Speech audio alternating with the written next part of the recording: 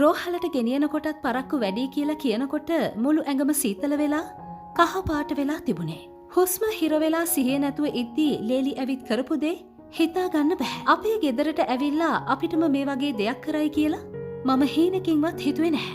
ජනිත් පපුවට ගහගෙන මෙහෙම අඬනවමත් දැක්කමයි. ජනිත් වික්‍රමගේ ආදරණීය පියාණන් ආනන්ද වික්‍රමගේට සිදුවී ඇති ඉරණම ගැන මෙලෙස පුවත් පතකට සංවේදීව හෙළිදරව්වක් කර තිබුණා. උපුටා ගැනීමක්.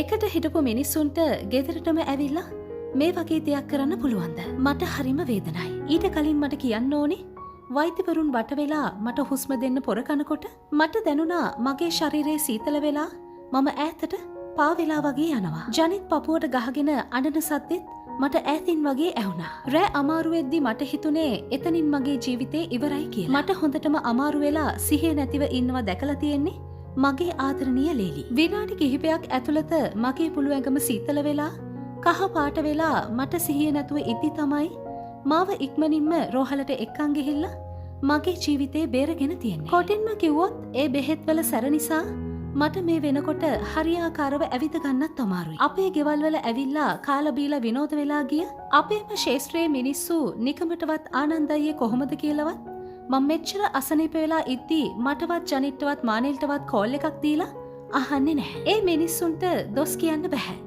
ඒත් මිනිස්සුන්ගේ හැටි දැනගෙන තමයි අපි දැන් ජීවත් වෙන්නේ. මගේ පුතා තමයි හැමදේම මට කරන්නේ. මට දැන් හිතේ බයක් නැතුව ඇස් පියාගන්න පුළුවන්. ඒ මගේ ජීවිතේ එකම සතුට ජනිට්ට මගේම දුවෙක් වගේ හොඳ ගැහැණු ළමෙක් ලැබුණ නිසා. එයා ගොඩක් ඥානවන්ත වගේම පින්වත් ගුණවත් දරුවෙක්. මාවයි මානෙල්වයි බලන්න පුළුවන් හැම වෙලේම ගෙදර ඇවිල්ලා අපිටත් එක්කම උයලා පියලා තමයි ගෙදර යන්නේ. උපුටා ගැනීම අවසන්.